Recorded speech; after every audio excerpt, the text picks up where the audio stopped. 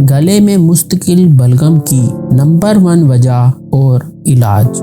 معزز دوستو، کیا آپ اپنے گلے کے پچھلے حصے میں موٹی بلغم اور بری ہوئی ناک کا شکار ہیں جسے صاف کرنا مشکل ہے، اور صاف کرنے کے بعد ناک سے پانی کا ٹپکنا اور بار بار گلا صاف کرنے کی ضرورت پڑنا بھی ایک مسئلہ ہے؟ تو یہ ہاضمہ کے غیر متوازن ہونے کی علامت ہو سکتا ہے۔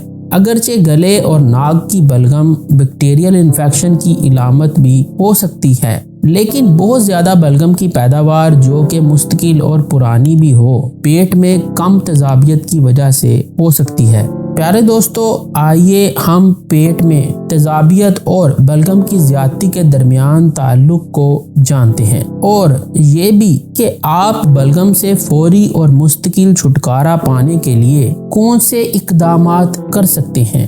بلغم کا علاج جاننے کے لیے برائے مہربانی ویڈیو کو اینڈ تک ضرور دیکھیے، کیونکہ جب تک آپ بلغم ہونے کی اصل وجہ کو نہیں سمجھیں گے آپ اس کا علاج نہیں کر سکتے۔ اس لیے آپ ویڈیو کا کوئی پارٹ بھی مس نہ کیجیے گا تاکہ آپ کو بلغم کے معاملے کی اچھی طرح سے سمجھ آئے اور آپ اس سے چھٹکارا حاصل کر سکیں۔ تو چلیے ویڈیو کا باقاعدہ آغاز کرتے ہیں۔ بلغم کیا ہے؟ دوستو، پھیپھڑوں میں بلغم کے غدود، ناک کے نتھنے اور گلے میں بلغم کے غدود ہوا کے اوپر والے راستوں کو چپچپا اور گیلا کرنے کے لیے بلغم پیدا کرتے ہیں تاکہ ڈسٹ اور بیکٹیریا کو پھانس کر پھیپھڑوں اور سائنوسز کو جلن اور الرجی سے بچا سکیں۔ تاہم بلغم کی ضرورت سے زیادہ پیداوار کے نتیجے میں موٹی بلغم بنتی ہے جو بار بار گلے کی صفائی، ناک ٹپکنے، کھانے میں دشواری، نتنوں کے راستوں کا بند ہو جانا، کرونک سائنوسز، کنجیشن اور مسلسل کھانسی کا سبب بن سکتی ہے۔ دوستو، آپ کے گلے میں زیادہ بلغم صحت کے مختلف مسائل کی نشاندہی کر سکتی ہے، بشمول پھیپھڑوں کی پرانی بیماری، بیکٹیریل انفیکشن اور فوڈ الرجی۔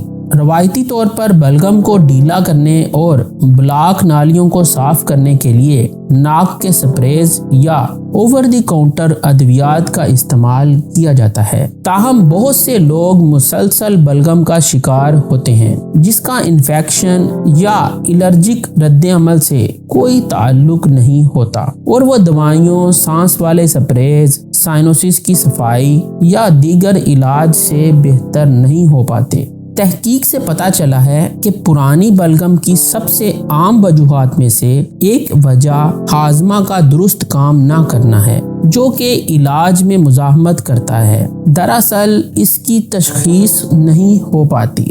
آپ کے گلے میں مسلسل بلغم کی سب سے عام وجہ، دوستو، معدے کا تیزاب کھانوں کو گلانے اور ہضم کرنے میں اہم کردار ادا کرتا ہے اور حملہ آور جراثیموں سے حفاظت کے لیے پہلا دفاع ہوتا ہے۔ پیٹ میں کم تیزاب ہونا، جسے ہائپوکلورہائیڈریا کہتے ہیں، ایک عام مسئلہ ہے جو ہاضمہ کی صحت کو نمایاں طور پر متاثر کرتا ہے، اور اس کا تعلق بلغم کی ضرورت سے زیادہ پیداوار سے بھی ہے۔ خاص طور پر ایسے افراد جن میں گیسٹرو ایسوفیجل ریفلیکس بیماری GERD، گرڈ یا لارنگو فیرنگیل ریفلیکس LPR ہے۔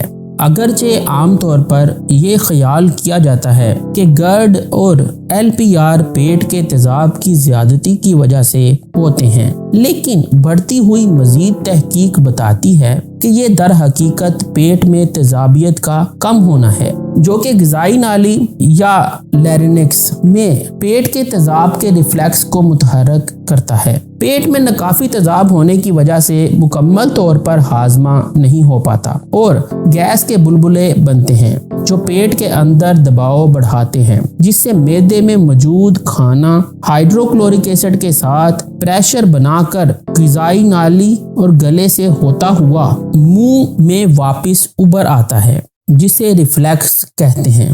پیارے دوستو، آپ کے معدے میں تو ایک خاص لائننگ ہوتی ہے جو معدے کو اس میں موجود تیزاب کی شدید تیزابیت سے بچاتی ہے، لیکن سانس کی اوپری نالی جسے اپر ریسپائریٹری ٹریکٹ کہتے ہیں کہ نازک ٹیشوز ہائیڈروکلورک ایسڈ کا مقابلہ کرنے کے لیے حساس ہوتے ہیں اور وہ بلغم کی زیادہ پیداوار کر کے ہائیڈروکلورک ایسڈ کا مقابلہ کرتے ہیں تاکہ معدے کے تیزابی مواد سے انہیں نقصان نہ پہنچے۔ ناظرین، بدقسمتی سے پیٹ میں کم تیزاب ہونے کی سب سے عام علامات اپھارا، گیس، ریفلیکس اور ڈکار اکثر پیٹ میں تیزابیت کی زیادتی کے طور پر غلط تشخیص کی جاتی ہیں اور ان کا علاج اینٹاسیڈز اور ایس انہیبیٹرز سے کیا جاتا ہے جو پیٹ میں تیزابیت کی پیداوار کو روکنے والی ادویات ہیں اور ہاضمے کے مسائل، ریفلیکس اور دائمی بلغم کی پیداوار کو بدترین کر دیتی ہیں۔ گلے کی بلغم سے نجات کیسے حاصل کی جائے؟ اگرچہ گھریلو علاج جیسے گرم پانی یا قہوہ وغیرہ پینا، نمک ملے نیم گرم پانی سے غرارے کرنا اور چکن سوپ عارضی طور پر راحت فراہم کر سکتے ہیں، لیکن بلغم کی زیادہ پیداوار کی بنیادی وجہ کا علاج ہی بلغم کو مستقل طور پر دور کرنے کا واحد حل ہے۔ پیارے دوستو، بہت زیادہ لوگوں کے پیٹ یا معدے میں تیزاب کی سطح کم ہے اور یہ اندازہ لگایا گیا ہے کہ 25% سے زیادہ آبادی غیر تشخیص شدہ ہائپوکلورہائیڈریا کا شکار ہے۔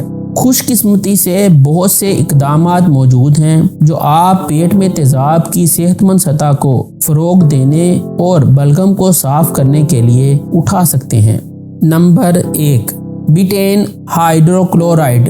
ناظرین، بیٹین ہائیڈروکلورائڈ بیٹین کی ایک انتہائی تیزابیت والی شکل ہے اور تحقیق سے پتہ چلا ہے کہ بیٹین ہائیڈروکلورائڈ کا استعمال صحت مند ہاضمے کو سپورٹ کرتا ہے اور پیٹ میں تیزابیت کی قدرتی پیداوار کو بڑھاتا ہے۔ تاہم بیٹین ہائیڈروکلورائڈ استعمال کرنے سے پہلے اپنے ڈاکٹر سے مشورہ کر لیں جو اس بات کی بھی جانچ کرے گا کہ کہیں آپ کو السر یا گیسٹرائٹس تو نہیں۔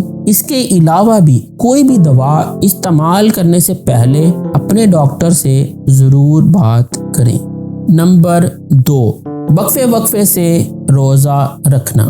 صحت مند ہاضمہ کو تقویت دینے اور بلغم کی ضرورت سے زیادہ پیداوار کو کم کرنے اور ریفلیکس سے بچنے کے لیے وقفے سے روزہ رکھنا ایک مفید عمل ہے۔ دوستو، جب آپ روزے کی حالت میں ہوتے ہیں تو آپ کا نظام ہاضمہ ریسٹ کرتا ہے، جس کی وجہ سے معدے میں ہائیڈروکلورک ایسڈ کے اخراج کے لیے زیادہ وقت ہوتا ہے۔ پیٹ میں تیزابیت کی یہ مقدار صحت مند ہاضمہ کو فروغ دیتی ہے۔ غور کیجئے، ریفلیکس یعنی معدے میں سے خوراک کا منہ میں واپس آنا اپنے ساتھ معدے میں موجود تیزاب کو بھی لے آتا ہے، جس سے گلے اور آواز کی ہڈیوں کو نقصان پہنچ سکتا ہے، جبکہ روزہ ریفلیکس اور اس کے نتیجے میں بلغم کی پیداوار کے خطرے کو کم کرتا ہے۔ نمبر 3، ایپل سائڈر ونیگر، سیب کا سرکہ۔ ایپل سائڈر ونیگر یا سیب کا سرکہ ایسیٹک ایسڈ کا بھرپور ذریعہ ہے۔ یہ قدرتی طور پر پایا جانے والا تیزاب پیٹ میں تیزابیت کی مقدار کو متوازن کرنے میں مدد کرتا ہے اور معدے کو پروٹین، وٹامنز اور معدنیات کو توڑنے اور عملے انہضام کو فروغ دینے میں مدد کرتا ہے۔ باقاعدگی سے کھانے کے ساتھ سیب کے سرکے کا مشروب پینا ریفلیکس کو کم کر سکتا ہے اور بلغم اور ناک ٹپکنے کو روکنے میں مدد کرتا ہے۔